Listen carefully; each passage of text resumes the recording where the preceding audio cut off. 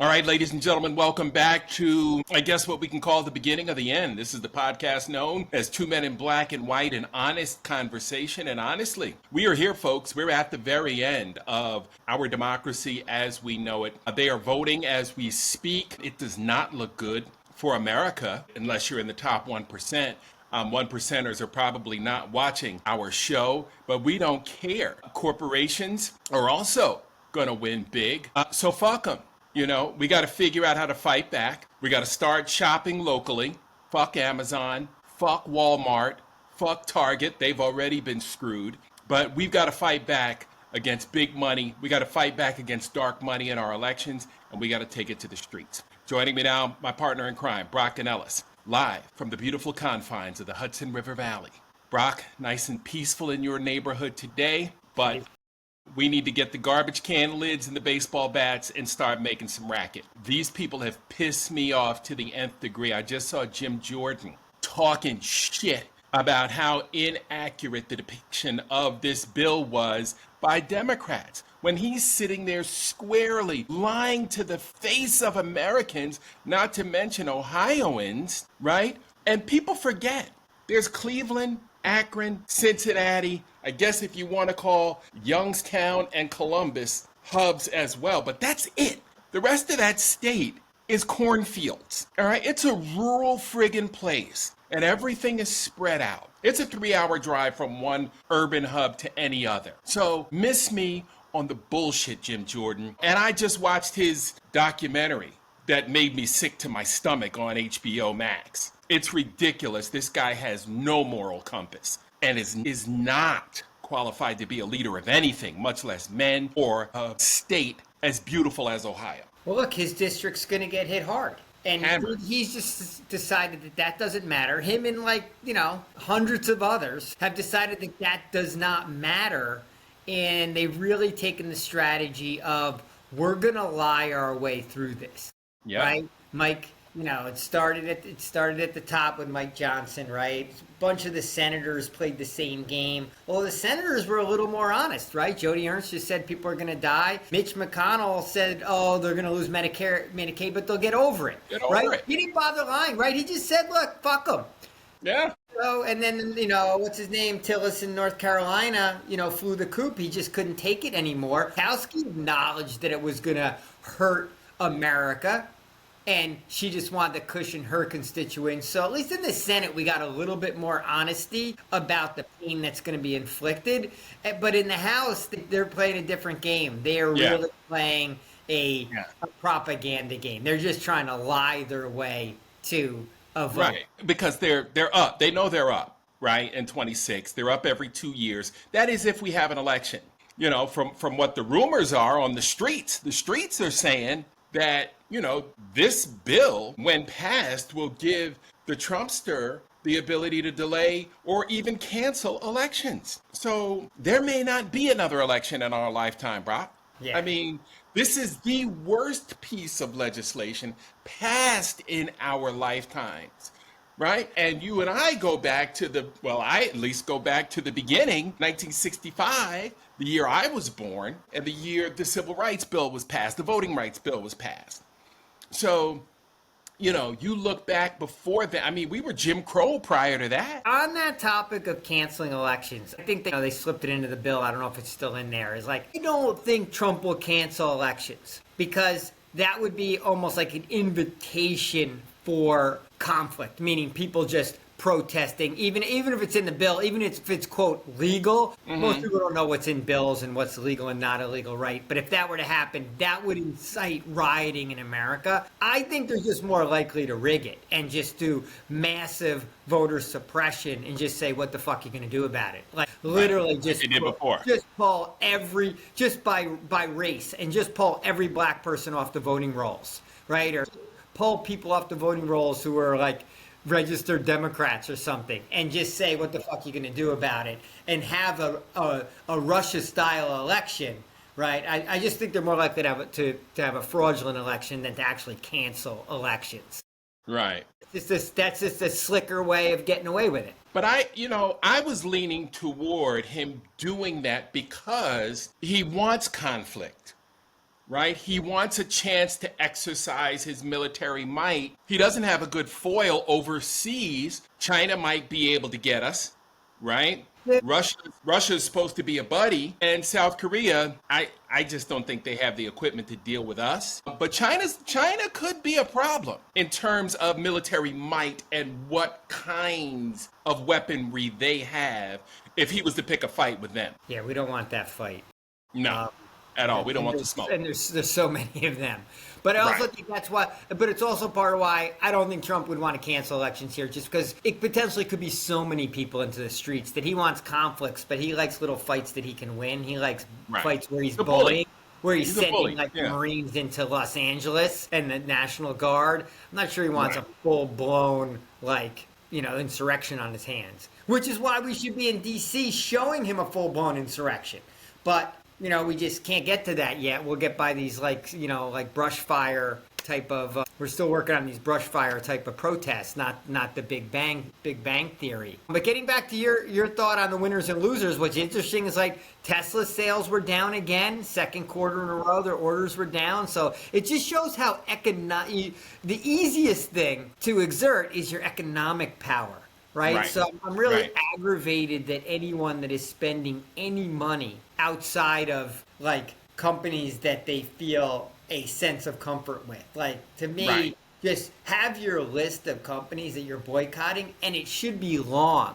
And use your dollars. And if we collectively use our dollars in the right places, we'll send at least that message. So maybe now I get CBS is now off my list of channels that I'm going to be watching. Can't CBS trust it. Gone, right? Can't trust it. Trust him. Sorry, 60 Minutes. Like that Sunday show with Jane Pauley. Sorry, gone. Great show. Right? Yep, so, great show. Just, that's it. They made a statement today that they'll capitulate to authoritarianism, and I can't support them with my dollars or my eyeballs, so it's another thing off the list. Yep. And you know what? It's sad, too, because CBS was long considered one of the places to be when it came to big J journalism, right? Long considered, one of the real flagships when it came to journalistic ethics. Is that because Walter Cronkite was there and sort of... Yeah. But he set the tone, Remember, back then, there was no competition. Yeah. Right? There was only the big three. That was it. Right? So the tone was set by those who, purportedly did it best. And, that carried on into the 90s, into the late 90s and the early 2000s with cable, satellite, and now streaming. It's all a battle for the dollar, and there are some people out there that are still paying $200 and $300 for cable. I refuse to do it. With all the streaming services that are available, and you can cut your bill by at least a third, you don't need it. So we pulled the plug officially 3 weeks ago. Was the last check ever written to Spectrum, and now it's gone. And my whole stance there was I will never pay for Fox property again. Absolutely. And now I have unleashed myself from Fox and Fox News. You know what's sad, Brock? I worked for a decade for a Fox property, a Murdoch-owned property here in Atlanta, and absolutely loved the people. I didn't love our policies, but I loved our people. The people that I worked with, my morning crew, absolutely awesome. The talent in the evening, amazing people. Our management, the guy that hired me, still friends with him, still in contact with those guys. And, it's just sad to see how far we've fallen, right? And to see... oh, by the way, we haven't even talked about Gavin Newsom filing his lawsuit against Fox, the $787 million, right, for lying about a phone call with him. So, again, as we continue to progress down this road of authoritarianism and move in, well, we've already moved that direction. We're setting up the furniture now. Those are not places that you can trust for your information. Right. So now you've got to work harder for information. So, who that's going to affect? Older Americans who aren't comfortable with finding information on their cell phone or don't have a laptop. Right. And don't have the need for a desktop. Right. Where are they going to get the info from? Who's still printing newspapers? I saw a print copy of the AJC today, but what kind of information can you expect in there? That's local, right? And all politics is local. I get it. But you still need to know about the bigger picture now, because the bigger picture is where the damage is coming from. Yeah, I mean, older Americans, I mean, they're going to stick to the same way that they've been doing it, right? They're going to stay with the networks. I mean, CBS, right, always has the oldest audience anyway. And Fox News has their, like, acolytes, right? They're just stuck with them. We're just going to hope, like, look, generations are going to die off probably quicker now that Medicaid's getting cut, and younger generations are going to step in, and they're going to be getting their news from in an entirely different way, and we can only hope that different sources emerge and those eyeballs go to, in essence, the groups that deserve it. So now it's a new fight, and a new fight for those eyeballs. But between what's going on in the media and the capitulation, and now in education, right? Harvard's looking to negotiate. Penn did some bullshit today about, like, on the transgender athlete side. Virginia fired their chancellor a few days ago, right? So more and more higher education is rolling over, and there's just less and less organizations that are fighting the fight. Right? It's a little bit depressing. There doesn't feel to be a good momentum in the resistance. There's none. It actually feels to be like more of a navigation. A surrender. Surrender. How am I going to navigate this without me getting hurt? How can I protect as much as I can for myself while the collective gets hurt? Right? The Murkowski doctrine. Selfish toxicity is what we're calling it. And wow, it's everywhere. So the big winners, obviously the corporations, as we briefly mentioned, that includes permanently lowering the corporate tax, Brock, from 35% to 21%, 35% to 21%. You tell me which one of these companies, right, needs that break. None of them. They them don't need it. They're not even paying 21%. They figured out so many loopholes and host so many games that they ain't paying shit. The flip side of all this horrendous economic policy of Trump is the other news today, which was surprising, was that the employment numbers were shitty. The economy was expected to gain 100,000 jobs in the private sector and lost like 30,000. Right. So in the red on job creation, and it just goes to fuck around with tariffs. Of course, something that never happened in 4 years of Joe Biden, right? Right. Not a single month where we didn't create jobs. And now the private sector, now we're chirping about Doji cutting the public sector, right? Cutting government jobs. So those are going down. Supposedly that was going to fuel jobs on the private sector side as everything gets privatized. And now private sector jobs are going down. So that's just like canary in the coal mine towards recession. And by the way, your health insurance is through your job, and job losses start to increase. We know how this game works. Maybe you're on Cobra. You get to stay on Cobra out of your own pocket for maybe like 6 months or so, 3 months, 6 months sometimes. For that. Yeah, but of course you've lost your job, so where are you coming up with the money? So am I feeding my kids, paying my rent, or sticking with the health care? But maybe you can scrape out still hanging in with the health care.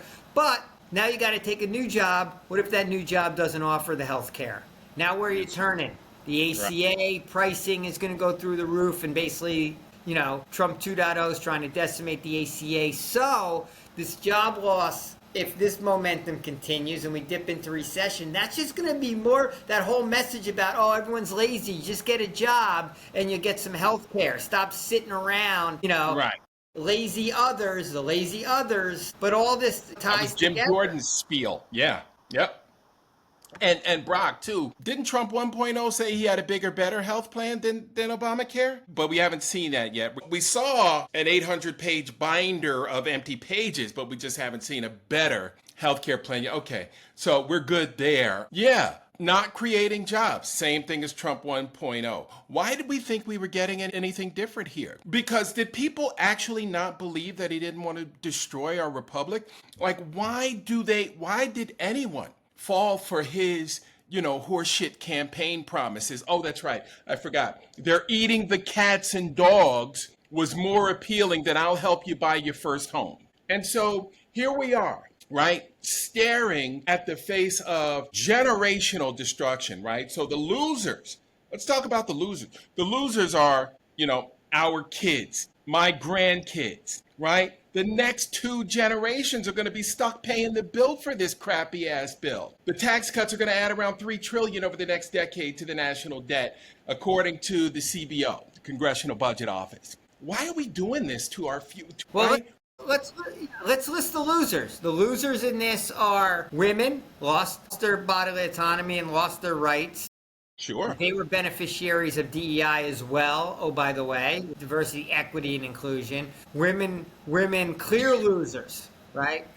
Black America, clear losers. Defunding of education, public school, of course, because of the wealth gap that we already have, going to get crushed by these Medicaid changes. Any increase in health care for those that hang on to it is just going to take a deep cut into the monthly budget and the ability to have quality of life. So quality of life going down. Oh, Latinos. Well, they're getting rounded up left and right indiscriminately, citizen or non-citizen, and have to figure their way out of a concentration camp and or a gulag in El Salvador or somewhere in Central Africa or some country they've never been to, right? Latinos, clear losers in this regime. Right. Muslim Americans, the crew in Dearborn, that whole cadre that decided to no vote. They were going to, the strategic sitting out or whatever the hell they did up there. Right. Because they're so against the Biden and Harris's policy in Gaza. Yep. What do they got now? Gaza's now going to be a golf course, right? If there's any people left, right? Right. And so they just got a decimation of the Palestinians when they didn't lesser of two evils. How'd that work out for you, right? So I think I just named young people who are going to be burdened with this debt for decades going forward, but also got all their student debt relief pulled, and now they're all back to having to pay those bills. And that opportunity they might have had for buying that first house and Kamala's plan to give them a kicker, that's out the door. So their quality of life and their chance to chase the American dream in decline. So that's 9 groups. It doesn't really leave many groups that are benefiting. And before I leave this point, I warn Jewish America because I didn't list them in the group because they haven't necessarily cozied up to Trump, but their focus is wrong. They're more focused on the mayor of New York and on what's going on in one city in New York versus the bigger picture of what's going on in the country. And I certainly warn them in any way, shape, or form from being a part of any positive move on the Trump side of the ledger, because you are not invited to the white supremacy cookout. You are not on the team ever. Ever. It will turn on you in a fucking heartbeat. Yep. More losers. Healthcare workers, right? When they start tightening belts around hospitals and hospitals get ready to close or hospitals close, where are those people supposed to go work? Where are they going to find work? I left out poor rural white Americans. Poor rural white Americans. And children who are going to get their Medicaid benefits snatched away too, right? But then again, the 1%ers don't see poor white America as people, right? They're things that are expendable, right? Just the same way they look at urban America, right? But, I'm surprised that the roundups of our Latino workforce has not caused more disruption in our economy and the work stoppages. I saw a white business owner, construction owner, lamenting about having to hire a bunch of white guys. He said not a damn thing is getting done. He said it takes them 4 days to do what his other crew was doing, his Latino crew was doing in a day. He said shit's just not getting done. And it was actually funny. It was sad, but funny, right? So, I don't know where we go from here, because you can only hate on so many groups, before we turn into the Walking Dead around here. You saw the remake of I Am Legend with Will Smith? Are we gonna be, is that going to be us, where we're shooting our own food in Times Square? The animals that got away from the zoo? Okay, Jeez. so it's a third to 40% of America is on board with what's going on, right? And it looks like it's something like, 55 to 60% of America that is against it. Those numbers should be higher, but you still have, racism trumps a lot of the other issues we talk about, and there's still a whole bunch of white America that's hanging in there with Trump because they still see it as happening to the others, and the impact it hasn't hit them hard enough yet. Right. I think it's a testament to how strong and resilient the American economy is that it hasn't just rolled over, but it's in decline. Growth is down. Now we're seeing employment is down, personal income, disposable income is down. I mean, all these things lead to just less spending and less tourism, so there's less money coming into America. I mean, the dollar's really weak, so if you go overseas, you can't buy shit. So I imagine a lot of Americans aren't going to do that type of travel if they could. And now these tariffs have been delayed, but they haven't really, most of them haven't kicked in, right? It's been bluster. I mean, a lot of them have been delayed till July 9th. So we're going to see what happens. I mean, Trump was celebrating a deal with Vietnam today on a 20% tariff because it's not 40, and he thinks he negotiated this great deal. It's like 20% fucking tariff. Well, that's going to grind shit slower. So it just takes time sometimes for, it's not like COVID, right, where everyone just stops in one day. It's going to take time for the economy to slowly unravel, but the statistics are showing us it's happening. Yeah. And the Fed chair was overseas today, made a comment about the tariffs and said that had they not been instituted, we probably would have been able to lower interest rates, which means our economy would probably still be moving along at a pretty good clip. But, Trump, again, the Fed chair is about the only one that sounds like he has any idea to what's actually happening and has any grasp on how to maintain an economy. I mean, in the entire cabinet, he's the only one that really knows or sounds like he has some grasp on his position. Because the others are playing just for the benefit of a small group, and it's the small group you led off with, right? They're just seeing everything through the lens of, okay, is this helping the wealthiest and the corporations, which are one and the same, basically, right? Because it's the people that have the ownership of the corporations or running the corporations are in that same cadre. So, that's the lens. But it's also whose they are. When you hire people who are already in that 1%, they're seeing the world through that lens. And the Lutnicks of the world. Circle. Yeah, and what's his name? Bessent, his Treasury Secretary. They're the ones that, so that's their circle. So that's their buddies. Yeah. Those are the people closest to them. We always talk about the network effect and networking. Those are the people they want to keep happiest, you know? And so they're catering to help with everyone else. The winners. We just listed the full list of winners right there. Right. And, the sad part about it is we elected you to represent us. Not yourself, right? This is not supposed to be a zero-sum game for yourself. You are supposed to be working for the American people. The United States government should be, a non-profit entity, right? It should balance out at break even every year, right? So that Americans have the opportunity to live the best lives possible. But that's not how this regime sees it. They see it as how can we enrich ourselves? How can we tip the scales in our favor? And, and I'm shocked that some people would say, you know what, I don't mind if my, child dies from measles out here in Las Cruces because, I really hate the others, really would love to see more black folks and Latinos locked up. That works for me. So if I have to sacrifice a child, I'm going to pull that lever for Trump. I don't know that everyone has that kind of depth and that kind of forethought.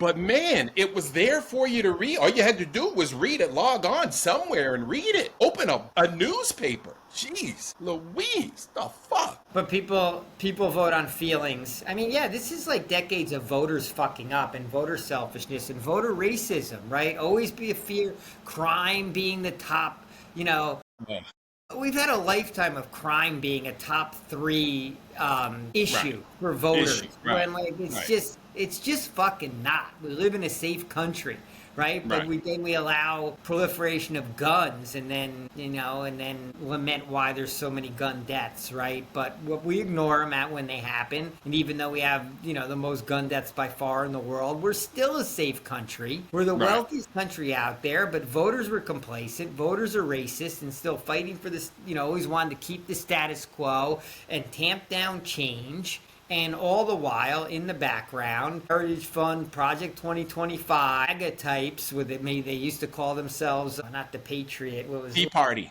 the Tea Tea Party. Party. Yeah, when they were the Tea Party and all about debt, right? They always had a different, moniker and name for themselves, but they were engineering shit behind the scenes, the courts and the gerrymandering, and they were just taking more and more control and catering to the religious right in America, and they all got more and more power and everything, and it became a symbiotic relationship while the rest of us kind of watched and allowed it to happen.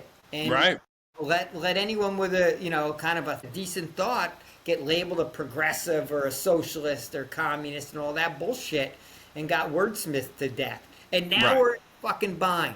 What are we going to do about it? Right. And that's the question. What? No one's telling us what we're going to do about it. No one's really telling us what we can do about it. Now, we know what we can do about it. We can shut this shit. Today would have been the day to be in Washington to stop the levers of government from moving, right? To shut all this down. They've already had some trouble at the airports where lawmakers can't get back to D.C. because of weather and plane delays. So today would have been the perfect day for us to just drive into D.C. and gum up the works. Oh, you mean because of climate change and a shitty Department of Transportation that fired all the FAA agents and checking my notes on that. Can't get around, right? Yeah, checking my notes on that. Oh, you're right. I mean, it's ludicrous. It is ludicrous. These idiots, would rather shoot themselves in the foot, to make an extra dollar, make the American people safe and give us a better quality of life. Our old friend Hervé, and frequent guest on the show, did say that he didn't think Black America was going to really motivate till the whole shit burned down. And I think it kind of goes for complacent white America too. So I don't think we could have gotten people to rile up ahead of this vote, but after this vote, if and when this bill goes through, and there's maybe like a oh shit moment of all the stuff that we let our legislature just pass, that might light more of a flame. That might be help enrage enough to where people really want to shut it down.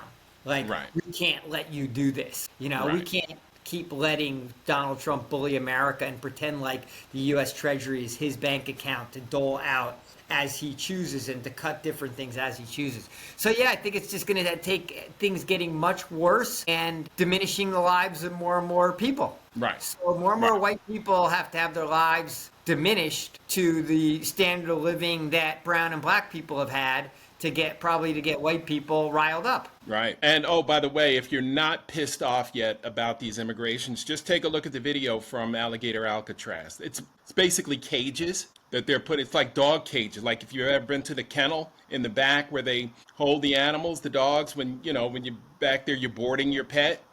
It's like, it's not even a nice kennel like PetSmart or something, right? It's like chain link fences, and that's where they're going to be housing human beings. Is there like anything on the ground, or is it literally just the earth? Is there like I couldn't tell from the video. Flooring? Is there any flooring? I mean, they did it in a week. I heard a story that it was already kind of flooding. Like there was already like standing water. Standing water on the ground. Except for the standing water leads to disease, and that first group of prisoners are going to be fucked. Screwed. Absolutely screwed, because that piece of shit was slapped up in a week. There's no way that fucking thing is safe. Absolutely no way that thing is safe.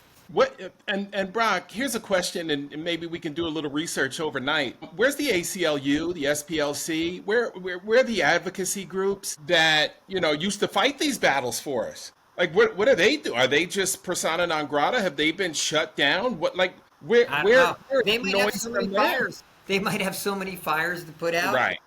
They only got so many trucks, and there's only so much water. Maybe. Right. I'll have to look. I follow them, and I'll have to see where they stand on that. But then they're taking it to what court, and where are they going to get a fucking fair verdict? A Florida state court? Yeah. Good luck with that. Or a Supreme Court? So where can they get the relief? Right. Yeah, these are tough times, Mark. These are bad times. We're America in decline. Yeah, no doubt. The rest of the world is passing us by and laughing at the same time. I feel like I'm Goggles Paisano in the Flintstones when my tires are coming apart. That's how bad it is. I don't know how he won that race. Hopefully we can win it. But that's going to wrap it up, my friend. Let's get back here, do it again tomorrow. We'll We'll strategize. We got to stay loud, and we got to keep the fight, man. Keep the faith, because this is ridiculous, man. We got to get America on board. We're losing We're losing. We're gonna have our to. democracy I think everyone, as we watch.